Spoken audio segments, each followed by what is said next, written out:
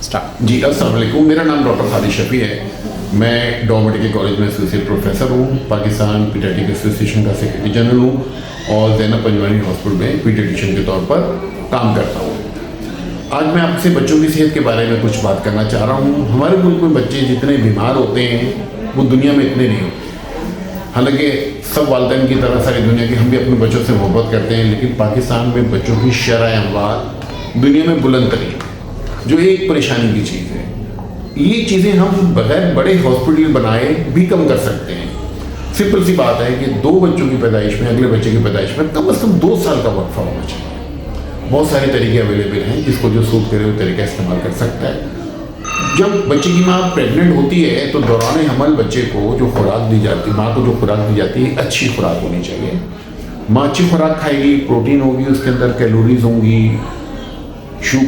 Iron होगा, तो माँ सेहतमंद होगी, बच्चा भी सेहतमंद होगा। जब बच्चा एक सेहतमंद होगा तो बच्चा पैदा जब होगा तो सेहतमंद वजन का बच्चा जो होता है वो बीमार कम होता है। तो माँ की जब हम देखभाल करते हैं, हम अपने आने वाले नस्लों की बच्चों की देखभाल करते हैं। ये बुनियादी चीज़ है, क्योंकि जो लो बर्थ वेट बच्चे होते हैं, जिनका वजन कम होता है, यही बच्चे होते हैं जो ज़्यादा बीमार होते हैं, मुश्किलात का शिकार होते हैं। जब बच्चा पैदा होता है, पहली खुराक जो बच्चे की होती है वो माँ का दूध है। बच्चे को 6 महीने तक सिर्फ माँ का दूध पिलाना चाहिए। हमारे मुल्क में माँ का दूध पिलाने की जो शरह है वो 50% के करीब है, जो बहुत एक तशवीशनाक बात है। क्योंकि बच्चा जब माँ का दूध नहीं पीता, उसको मोशन होते हैं, उल्टियाँ होती हैं, निमोनिया होता है, बीमार होता है, परेशानी होती है ना। तो सबसे बड़ी वजह हमारे मुल्क में बच्चों की ज़्यादा तादाद में उनकी जो बात होती है, उसकी वजह माँ का दूध ना पिलाना है। तो ये बात तो एक रखी कि सवाए उन मेडिकल इंडिकेशंस के कि जहाँ पे माँ का दूध नहीं पिला सकते, बहुत कम है, वो बहुत कम है। बाकी सब जगहों पे माँ का दूध पिलाना है और फ़ौरन शुरू कर देना माँ का दूध बच्चे के पैदा होते ही, बुनियादी। और जब बच्चा 6 महीने का हो तो बच्चे का माँ का दूध काफ़ी नहीं होता बच्चे के लिए। बच्चे को माँ के दूध के अलावा ठोस ग़िज़ा भी देंगे 6 महीने के बाद, और 2 साल तक माँ का दूध जारी रखें और ठोस ग़िज़ाएँ बढ़ाते जाएं। उसके बाद जो तीसरी चीज़ है वो है बच्चों की वैक्सीनेशन, जो टीके लगाते हैं। हमारे मुल्क में टीकों का बेहतरीन निज़ाम मौजूद है। बच्चा पैदा होता है, पैदाइश पर उसको BCG का टीका लगाते हैं, पोलियो के कतरे पिलाते हैं, हेपेटाइटिस B का इंजेक्शन लगाते हैं। जब बच्चा 1.5 महीने का होता है तो उसको 2 टीके लगते हैं। एक निमोनिया का टीका लगता है, एक पेंटावालेंट के अंदर हीमोफिलस इन्फ्लुएंजा होता है जो बच्चे को बुखार से बचाता है, हेपेटाइटिस B जॉन्डिस से बचाता है, डिप्थीरिया का टीका होता है, टेटनस का होता है, पर्टुसिस का होता है। ये 5 टीके एक ही सिरिंज से लग जाते हैं।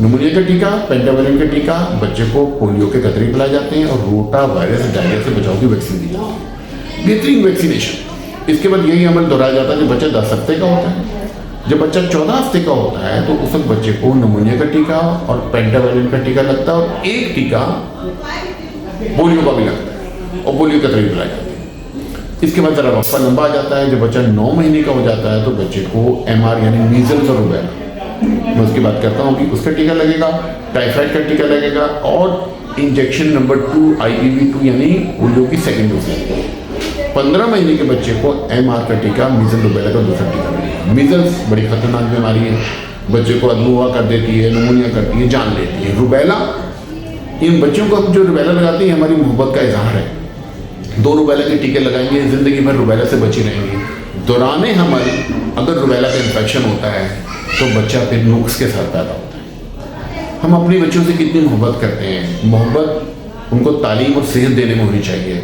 उनको दुनिया का साजो सामान देना, प्रॉपर्टी देना, ये शायद कम मोहब्बत है। मोहब्बत ये है कि हम अपने बच्चे को ऐसे टीके लगा रहे हैं जो बाद में शादी के बाद उसके बच्चों की हिफाजत कर रहे हैं। तो ये बहुत नेक काम है। अपनी औलाद से हम शुरू करते हैं कि उनके साथ करें, बाकी लोगों को तकलीफ दें। हिफाजती टीका लगाने की शरह हमारे मुल्क में 70% है।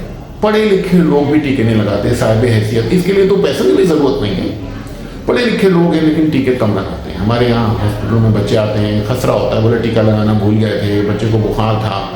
तो ये बातें कोई मायने नहीं रखती हैं। आजकल के दौर में जहाँ हिफाजत के लिए इतना आसान तरीका है, क्यों परेशानी उठानी। ये बुनियादी बातें थी जो मुझे आपको बतानी थी बच्चे की सेहत के बारे में। इसके बाद कुछ टिप्स होती हैं, जैसे बच्चा उल्टियाँ करे, मोशन करे तो क्या करना होता है। बच्चे जो होते हैं ना, इनमें पानी की कमी फॉर्म हो जाती है। अगर उल्टियाँ मोशन हो तो बच्चे को निमकोल का पानी पिलाना चाहिए। बच्चों का आजकल एक निमकोल दूसरा आया है, लो ऑस्मोलर ओएस कहते हैं, बच्चों के लिए बड़ा सूट करता है। और डॉक्टर को दिखाना चाहिए। इसी तरह अगर बच्चे को खांसी हो तो देखना चाहिए उसकी सांस तो तेज़ नहीं चल रही, अगर सांस तेज़ चल रही है, पसलियाँ चल रही है, निमोनिया क्या नाम होते हैं। फौरी तौर पर करीबी जो बच्चों का मौलिक या जनरल फिजिशियन है, वो भी माशाल्लाह बहुत अच्छा देखते हैं, उनको दिखाएं, क्योंकि निमोनिया, डायरिया ये बहुत बड़ी वजह है हमारे बच्चों की ज़िंदगियाँ जाने की। तो हमें अपने बच्चों को सेहतमंद बनाना है, पाकिस्तान को मजबूत बनाना है। हमारा मुस्तक़बिल ये बच्चे, इनकी सेहत होगी, हमें भी खुशी मिलेगी, हमारी जो मेहनतें हैं ये भी रंग लाएंगी। तो आपसे दरख्वास्त है कि जो मैंने आपसे गुजारिशात की हैं इन पर गौर करें। मेरी उम्मीद है कि आप ये सब चीज़ें कर रहे होंगे, कहीं भी कमी पेशी है तो मेरी बात से जो उसको पूरा करने की कोशिश करें। शुक्रिया।